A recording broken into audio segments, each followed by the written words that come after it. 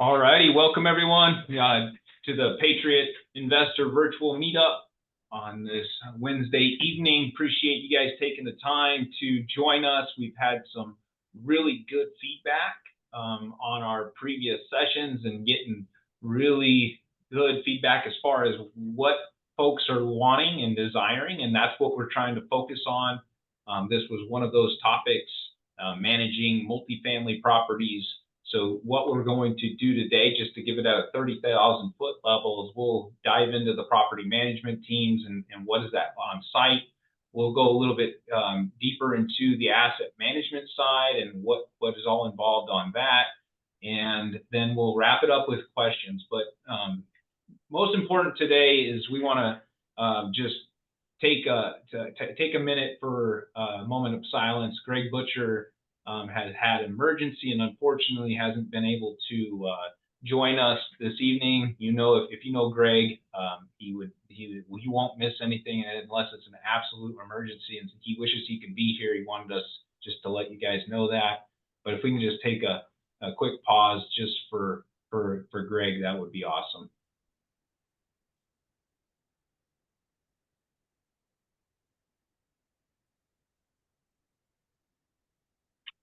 All righty. Well, we'll get kick started. First and foremost, we want to encourage everyone to have their cameras on and just get involved. There's a lot of folks that are in our groups and in these sessions that have a lot of knowledge and expertise in certain aspects of what we're discussing. We encourage you to chime in and get involved in the conversation. If not, that's fine as well. We just wanted you to know that we would enjoy and appreciate any comments that you may have. I'll kick off right now. I'm Brett Hadley. I'm with Badass Brothers with my brother JJ, and we own and operate over 750 units across the United States. And in fact, this is what JJ does for a living. He specializes in asset management. I'm on the investor relations side, primarily focused on capital raising and ensuring we got the capital to execute our deals. So that's who we are. And JJ, I'll pass it over to you to kind of introduce yourself. Sure. Thanks for joining, everyone. I'm JJ Hadley. Like Brett said, the other half of the Badass Bros. We started doing this in 2019. We started buying smaller multifamily properties, actually managing them ourselves. So we actually started doing the self-management, rolled over into larger properties, 100+ unit apartment complexes where we get into third-party property management. Currently, right now, I'm overseeing several of our properties as asset management on the property. So we'll be talking a little bit more in depth on both of those tonight, but thanks for joining. Greg Butcher, like Brett said, couldn't join us tonight. Greg's been with Blue Sky for over 10 years. He's been a multifamily. He's got around 200 million in assets under management. Greg and Brett and I have 2 properties together, and we just look forward to growing our new partnership. We're starting to merge a company right now together, so to buy large multifamily properties. And at this point, we do want to let anybody that would like to come off of mute and introduce themselves and kind of give us a 30,000 foot level of who you are and what you do for a living. Yeah, I can come on. Thanks for hosting this tonight. I love your guys' name. That's awesome. My name is Zach Knoll. I'm new to the multifamily game. I currently run my primary business is in auto reconditioning. It's paintless dent repair, window tint, paint protection film. Basically, I created a job for myself. So looking for different avenues for making my money work for me, basically. That's kind of why I've gotten into multifamily. I joined the Michael Blanc program back in November. Still working towards getting the first deal done. Primary markets I'm looking into is like the suburbs of Minneapolis, St. Paul. I live in Minnesota, so that's kind of why I'm biased towards that. Fargo, North Dakota, and Cedar Rapids, Des Moines, Iowa area. Nice. Awesome, Zach. Thanks a lot for that intro, and definitely excited to do whatever we can do to help you get into that first deal. You've got a good mentor in Michael Blanc. He has a really good resources out there. So thanks a lot. You're focusing on some really good markets. So yeah, if there's anything that we can do after the call as well, I wanted to make sure that everyone's aware of this. If there's anything that you would like to go in deeper as far as like a specific topic, because we're going to keep it high level tonight, but we're more than happy to jump on a call and discuss further, as well as Zach, like I said, as you get closer to getting that first deal and wanting to get feel a little bit more comfortable on the asset management side, the property management side. We've already probably been there, done that, and there's probably several folks on this call that has and are more than willing to help out. So that's what we're here for. Awesome. Thank you so much, guys. Yep. All right. Is there anyone else wants to introduce themselves? I'll introduce myself. I'm driving, so I hope that's okay. Oh, that's perfect. Okay. I didn't want to miss it, so I just took it in the car. So my name is Vibeke Hansen, and I am in Los Angeles. I have a team. We are focused in the Phoenix area, as well as tertiary markets in Texas. And right now, we've had a lot of education. We've sent out some LOIs, and we still haven't found that ideal deal, but we're working on it. And I have recently started, of course, on capital raising. I felt that was kind of where my weakness was, and I want to make sure that when we do have it, that we can raise the money and we can close. So that's what I'm doing right now. Nice. And just glad to be part of this evening. Thank you. Absolutely. Thanks for joining tonight. Absolutely, and you're doing the right stuff by joining as many things as you can and getting around, surrounding yourself with people who have raised a lot of capital. And Greg and ourselves, we've been down that route, and it's definitely challenging sometimes, and you got to get out of your comfort zone. And this is just something that you got to learn in the multifamily space. If you're gonna do it, you gotta be comfortable with being uncomfortable. Let's just be honest with it. So thanks for coming on. Does anybody else would like to introduce themselves and tell us a little bit about yourself? Sure. All righty. Well, we'll push forward. Here's who we are. Like JJ mentioned, unfortunately, Greg wasn't able to meet us, and I know he has a lot of folks. And if you're in that Phoenix market, he has some assets in that Phoenix market. We've got one in Tucson, so we're definitely in those areas. And you're talking to two of us right now as far as the B.A.B. Investor Club members. We have not only their members, but their family members who have joined. And so that's what we want to make sure that you guys are aware of, is that if you have family members that are hesitant about what it is that you want to do and what you're trying to educate them, please bring them on. We're more than happy to help facilitate that discussion as well. Next slide. Mission and purpose is it's either for those veterans, and that's our tribe. I've been in the military for 19 years, going to be finishing up and retiring here shortly. Greg Butcher has been a 20-year retired Marine. So, and JJ is a Patriot, and that's exactly what we're talking about here. Is it's not just for veterans, but it's for those who support the American flag and freedom, and allowing us to do what we're doing today.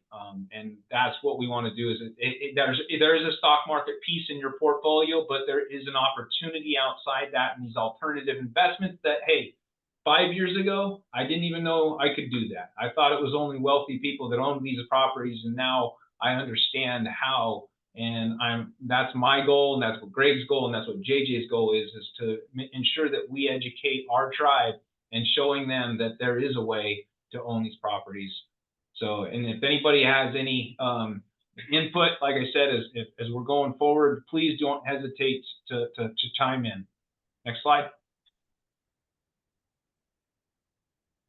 All right, we'll dive into starting to managing multifamily. We've gone down this pathway And it's such an incredible way to add value to not only the actual asset itself, but you're adding value to your actual tenant base, because as you will see, the ways that we go in and do some of the things that we do are going to increase the quality of life for the tenants. And it's just an incredible way to do that. And Property Management 101, we're overseeing the daily operations of these large apartment communities and being able to add that and serve that community. And not only that, but to have the community around these actual assets that we're purchasing that may have been a sore thumb. And then we're actually going in there and putting in the work to make them actually look better and feel better. So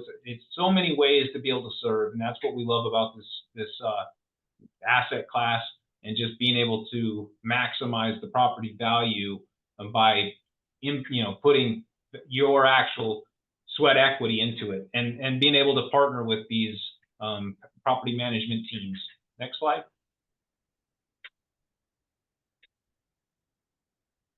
And from a 30,000 foot level, there's two different ways that you can do this. And self-management, that's where, yeah, you're going to oversee the operations. You're going to handle all aspects of managing the property. That's one way to do it. And that also involves, if you are a vertically integrated company, that you may have the opportunity to just hire in-house and have those folks working for you as a company. And eventually, a lot of these companies that we know, like, and trust these operators, that's some of them, as they grow, they get wanting to do that on their own, and they're able to control that aspect of it. So they do it from that perspective. But self-managing, if you're thinking about self-managing, it's also on the smaller units would be that you're doing it yourself. You're overseeing all of the things that we're about to talk about. Professional management. That's the way we highly recommend, and that's what we've done successfully, is being able to partner with these third-party property management teams who now they take the day-to-day operations off of you, but now people like JJ, as the asset manager, oversee them and make sure that they're getting all the key performance indicators, and they're doing what we need them to do, and focused on the priorities that we need them focused on. Any questions on the difference between self and third-party property management? Next slide. Here are all the services that are being provided, and it looks like a lot, but it is. And that's what's so critical about being able to partner with these firms that we're partnered with, similar to the ones that we have in Fort Worth or the ones that we have in Tucson, whether it be the ones with the assets that we have right there in Wyoming. So all of these different things are what their services that they're providing. So they're going in and they're screening the tenants. They're providing maintenance crews that come in and do the daily maintenance of them, so that the toilets and taxes and termites, they're actually the ones that are doing that. And from a 30,000 foot level, as a limited partner, which we have done, now you're investing into this company. Like, if you were to come into an investment with us, you would invest, and we want to make sure that these property management teams are executing the business plan efficiently and effectively, and that's what JJ does expertly, and that's what Greg is really good at from the financial aspect of it, and just making sure the accounting piece is right, the renovations are being done to our expectation. There's also the legal compliance aspect of it that we're making sure that we're doing, the rent collection. So all of these things that they're providing from the property management side are things that JJ and the asset management team make sure that it's happening. Next slide. Now, this is what we try to focus on, like we said, the quality of life of our tenant, because a happy tenant, meaning they're going to take care of your asset. And we have had nothing but success on making sure that when we take over an asset, we make sure that they know that we are going to take care of them. And by doing the things that we do, one of the things that we just recently did in our Fort Worth asset was we held a big barbecue and those type of tenant appreciation events, and getting their families together and getting the community together and just being able to show them that we care, that we are serving them. And yes, we expect in return that we're going to have tenants that pay. And we have had a tremendous value add, because the more we take care of them, the more they want to take care of us. And it works both ways. And it's not rocket science. I teach my kids the same thing, right? It's just the golden rule, and treat others the way you want to be treated. Well, we expect that, so we're going to give that to them. And that's what we truly value in making sure that our tenants have a quality that they expect. Does anybody have any questions on any types of things that you've done in your properties or assets that you've managed that you'd like to talk about? Is there anybody who would like to talk? How about anyone that's worked with property managers before? The good, the bad, the ugly, anything that you've done before, any communication? So I have a little bit of experience. I would say it's more asset management than it is property management. My parents have a portfolio of triplexes and fourplexes here in LA County. And when my stepfather passed away about 20 years ago, my parents had always self-managed them, everything from doing the leases to painting. They were literally painting and turning the units themselves, doing everything except maybe carpeting or plumbing. And when my stepfather passed away, I had a full-time job, and my mom really didn't really needed help. So at that point in time, I found a property management company. And now, as my mother has gotten significantly older, I've basically been that liaisons between, my mom and the property manager, and taking care of the things and giving the okay for different, the different things that are happening within the units and upkeep and so forth. So I'm in asset management, but at a much smaller level. And I'm hearing how it is when you're dealing with 100 units versus 3 and 4 unit complexes. Right. That's exactly, you nailed it, because property management is property management. It's just a higher level, if you will. And as you scale, it is extremely important to do what you just said there, is to make sure that you're partnering with property management teams that like, and trust, and that you have a good asset manager, like you were just mentioning right there. You have to be oversight, because if you're not putting a light on them, then guess what? It's going to slack. And what's so important is about the boots on the ground. And when we say property management, yeah, that's the team as a collective unit.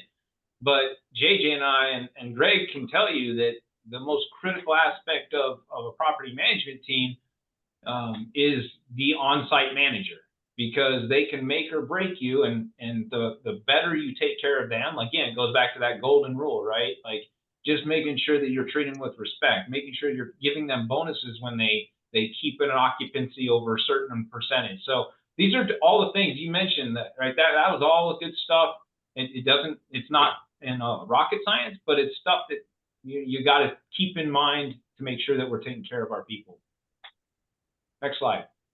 Well, I just want to touch bases too on the importance of the happy tenants are more likely to renew the leases. The reason why we do those barbecues and bring maybe the Easter Bunny in, do Santa Claus at different properties, things like that, is so you can retain those tenants. You want to make sure that they're happy. So when we do, your ultimate goal is to make as much as you can. It's still a business, correct? And so you want to make sure you're renewing those leases at a higher lease, and they're more likely to stay if they're happy. If you're giving them those rent increases and you're not taking care of them, there's roaches in the property, you're not doing things like we do, you're probably not. You're going to have a high turnover. And what happens with those turnovers, we'll talk later down in asset management, is that you're going to have higher renovation costs and turnover, make readies. And so you're going to be spending a whole lot more than it was just to bring in a pool party or a barbecue and keep those tenants happy, keep them involved, that you feel more like a community. So I just wanted to touch bases on that. It's very important. No, thank you, JJ. And that right there in that bottom right-hand corner that we've had, when we took over this property in Fort Worth, we walked around this facility at night because that's one of the most important things is safety for a tenant. And I walked around, I was scared. I was like, this is dark. And so that was one of the things that we ensured that we did first is that we need to get adequate lighting out there so that when our tenants are going out to their cars or whatnot, it's just making sure that they feel comfortable. And then they actually in turn see the stuff that we're doing for them, and they're going to appreciate that. So it just goes back to, hey, how do we take care of our tenants? Next slide. Oh. Some of the things that have been very beneficial in managing the asset itself is some of the tools that a lot of these property managers, and that's what when we are hiring one, we're asking them, like, what property management software do you use? Show us some of the financial tracking that you're doing. Here's what our expectation is, because here's the assets that are working very effectively over here, and this is what we expect. So show us what you have that are going to align with that. And that's kind of what we're doing with any of the actual tenant or the actual property management teams that we are looking at hiring whenever we're taking over an asset. So that just allows us to see, hey, are you going to use smart technology? Are you going to the ability to have energy efficient lights, even though that you may think it's small, but when you have the 30, 40 lights out there across a building and you're not using the proper lighting, that can make a major impact on the bottom line. So that's just one example, but there's water saving examples that we use, just ways that we can reduce costs and increase revenues, right? Like that's exactly the bottom line is that's what we're trying to do, and to make the returns for our investors as well. JJ, is there anything on there that you want to mention, or if there's anybody that has anything out there that you'd like to let us know that's working effectively on an asset that you have that you're operating, feel free to jump in. I think you hit it on our side, Brett. All right. Next slide. All right, I'll pass the baton over to JJ, and he'll go through some of the asset management side and some of the legal side that we are experiencing. Sure. We'll finish up just on some of the property management. Lease agreements, they take care of all the lease agreements, third-party property management. They enforce the leases. The main thing on the asset management side of when we take over leases is that we do a lease audit during due diligence when we take over a property. That'll tell us who's paying, who's not, if they've done background checks. That's very important when you take over a property, because when you put an offer on a property and you're in your due diligence, and you can go out and find if there's going to be problems with evictions. That's one of the main things that we've done on most of our properties when we take them over, is that the first 3 to 6 months is that we're going through a lot of evictions because the previous owner stuck whoever they could stick in there because they were selling the property. They didn't do proper background checks, and so that's just part of the eviction process. We're going through that on one of our properties right now. So we've got to make sure that you're doing proper documentation. Well, actually, when you take the property over, you're making sure your property manager is doing the proper background checks. If they've got prior convictions, they're catching that, doing background checks, because you don't want to deal with that. Evictions are expensive. There's just a turn. There's just lengthy process. You just don't want to deal with it. That goes right into the asset management. So asset management basically is just to oversee the property manager. It's our job as asset managers to run and perform the business plan. So when we purchase a property, we predict that it's going to make a certain amount for our investors. And in order to do that, we've got to create budgets, work with the property managers to create revenue, and watch the costs. That's what this slide talks about. It's forecasting the estimated income, the expenses, the tracking it. It's our job to make sure that that's going on. We can set the budget, but if we're not going to oversee the budget and make sure that the property manager is sticking to the budget, they're going to probably overspend or not pay attention to it. So it's our job to make sure that they are. So the income is coming in, and you got to watch expenses. Everything floats from your trash contracts, the electricity bills, gas bills, water bills, repairs, maintenance, all that's on your expenses. That's some stuff that you can control. Some stuff out of your control is maybe taxes, the cost of insurance, that kind of stuff. But anything that you can control on the asset side, it's your job to make sure that it's being taken care of on a monthly basis, if not quarterly. JJ, can you talk a little bit about how often you're meeting with the property management team? Yeah, we meet once a week with our property management team. We make sure that they go through what the revenue was for that week, any delinquencies they've got, any evictions, any work orders they have. We want to know that on a weekly basis. If we get on a weekly call, and if not bi-weekly call, we can nip it in the bud if there's something wrong that we see that they need to take care of. So if the delinquencies are starting to go up, we want to ask why. You know, are we not, you know, we want to know how many people are coming in to lease the units. Are we getting a lot of walkthroughs? Where are they coming from? Apartments.com, Zillow, Marketplace. We want to know where all the leads are coming from, and how many of those leads are you actually turning into a tenant? How many are passing background checks? How many are failing? We can find a lot of information a week to go over all that. Also, we make sure we go through when on our weekly calls, what renewals are coming up over the next month, 2 months, 3 months down the road, so we can know exactly what they're going to be sending these renewals out to these tenants to see who's going to be renewing, who's not. We want to get ahead of that game so we know, you know, if someone's not paying, we can get them out of there as fast as possible. So we try to meet weekly. We've got a couple properties that like to do bi-weekly meetings, but we try to keep all of our property managers on a weekly meeting. Maintenance and repairs. So there's routine maintenance. That's going to be like changing your air filters. You have to stay on top of your maintenance guy. It is part of the property management group. We have a maintenance guy, usually one on every property. Some have two. And they have a schedule of what they're going to be doing on routine maintenance, maybe checking the chillers, the pumps, the boiler systems. The pool is a big one. We make sure our guys are taking care of the pool and cleaning out the pools. We don't want any leaves and debris. It's just going to cause the pool to turn green and cost more, and chemicals, which cost more on the expense side. So that's just routine maintenance. Emergency repairs, there's always emergency repairs, just like a home, a duplex, fourplex. Well, think about it, 100 units, you're going to have some emergency repairs.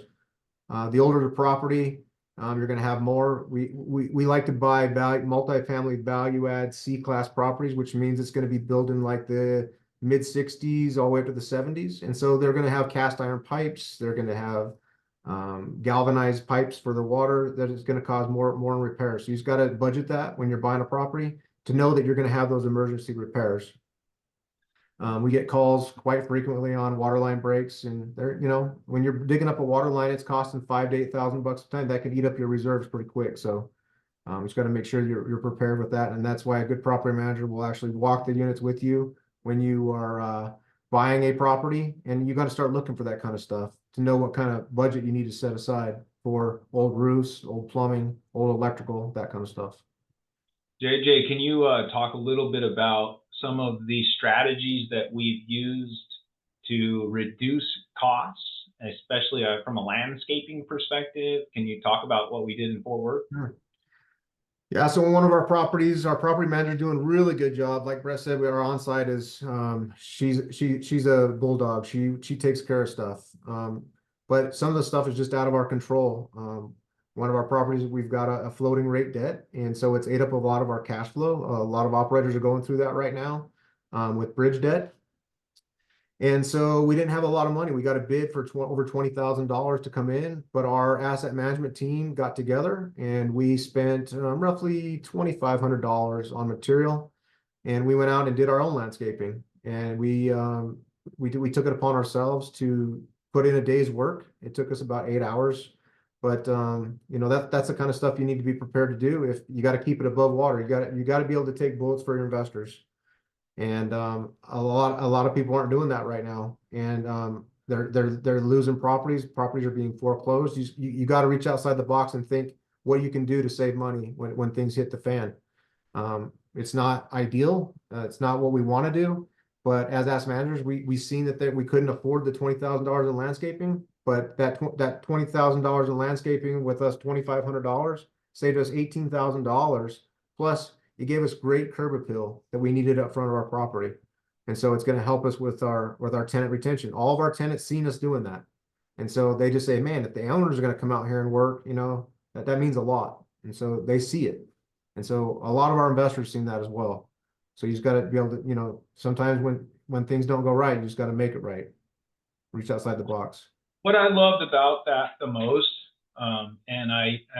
this is what I love about being able to do what we do, is that we were able to have our family members out there. I mean, I had my 9-year-old helping carry the stuff, and that's the more value of it. We're here to create a legacy. When we say that, it's like, we're not just going to say it.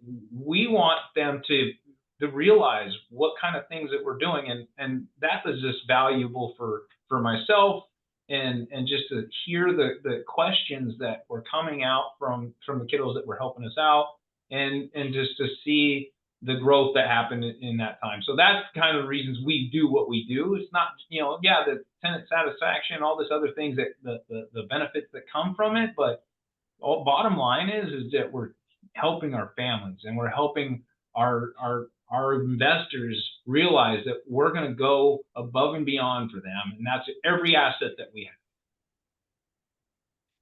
Yeah, not everything's going to go as planned, and so you got to reach outside the box. And being as asset managers, you got to see that working hand in hand, week on week with your property manager, you'll build that relationship to know that if there's a problem, you need to be able to take care of it.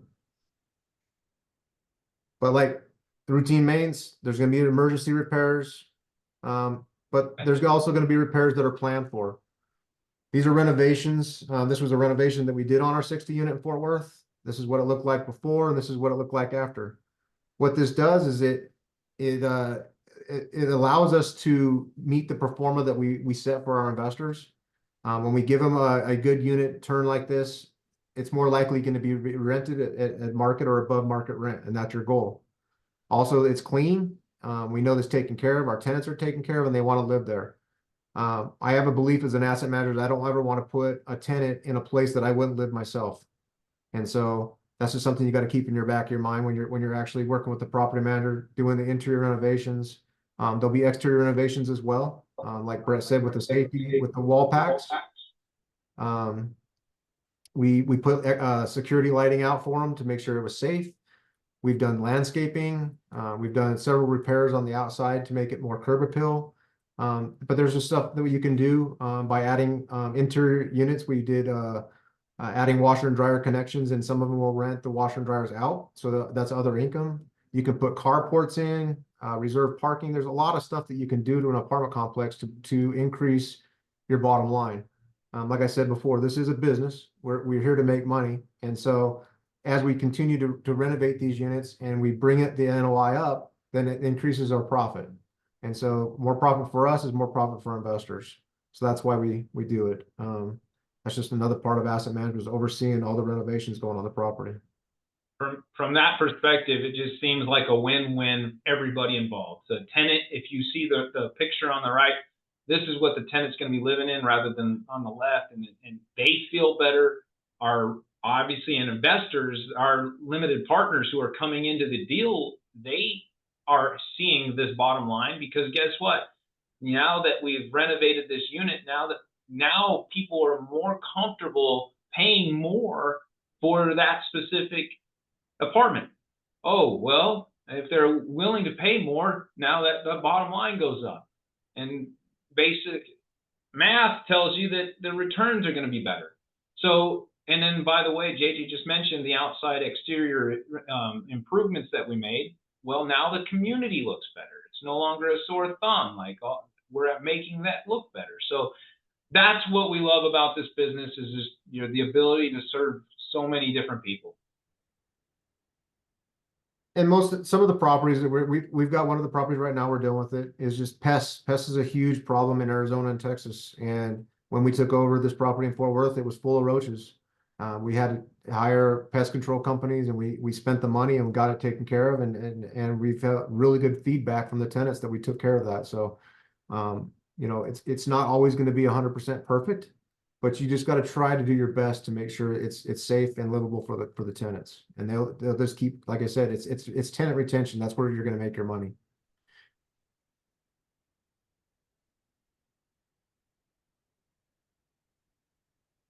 So yeah. All right. Go ahead. Well, we've come to the conclusion now. We've talked a lot about who we are. We had some folks come on and talk about what they've done so far. So appreciate y'all's you know, communication and just participation in this. This is what we want to try and build, is this having people communicating.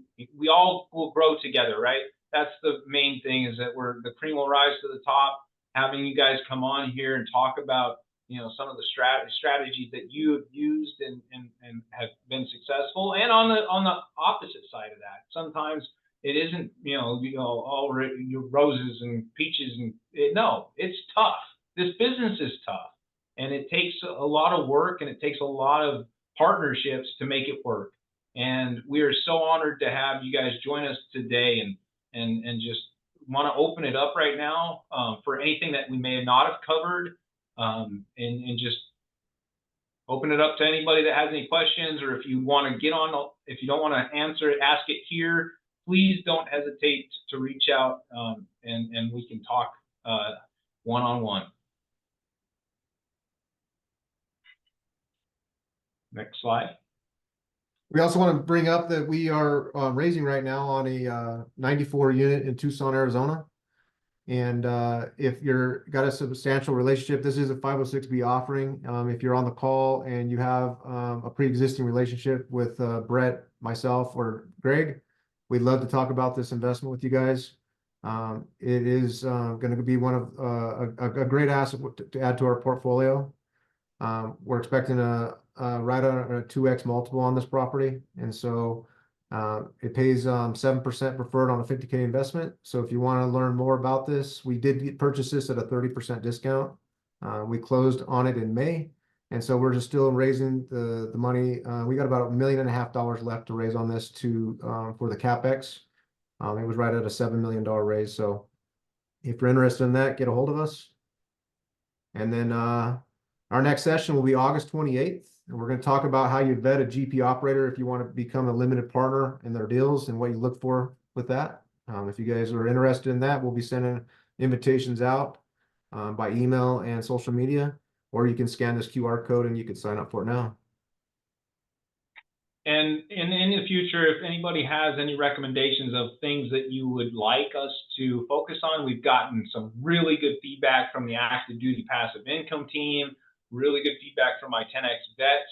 Just that's what's going to allow us to provide the value that is going to be most successful for you guys. So don't hesitate to let us know, like, hey, have you guys considered having this as a topic? We're having some really good partners going to be coming on and coming on as just guest speakers. So if there's an individual that you would like to have on, just let us know, and we'll do our best to make that happen. One thing I do want to bring up too is that Brett and I are launching a course. It's going to be a Seller Finance Academy.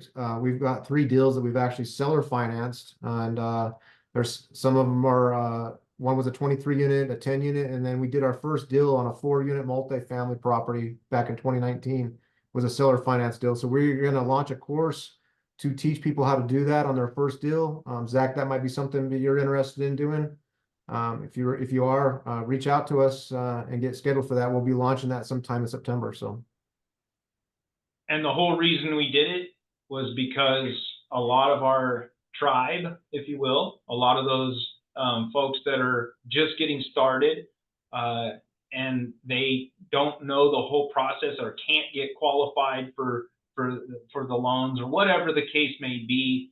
What a great opportunity. Like the owner financing allows them to have more control in the deal.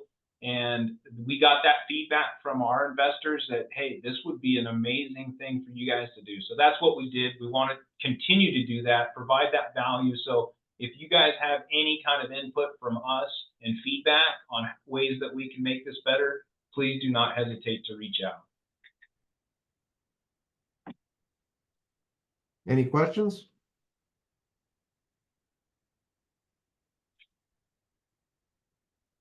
Okay. Again, thank you all from the bottom of our heart, and to thank you for coming on, and just if there's anything we can do to help you, do not hesitate to scan that code on the bottom left, and you can reach out to JJ and I, and we would be more than happy to jump on a call and go deeper in, or talk about something that's not even here, giving us feedback. However you want us to do it, that we would love to do that for you. Thank you. Yes, thank you so much for hosting this tonight. I really appreciate it. Absolutely. Thanks for joining, guys. Yes. Well, you So guys have a great good night. evening. God bless. Bye. Bye-bye.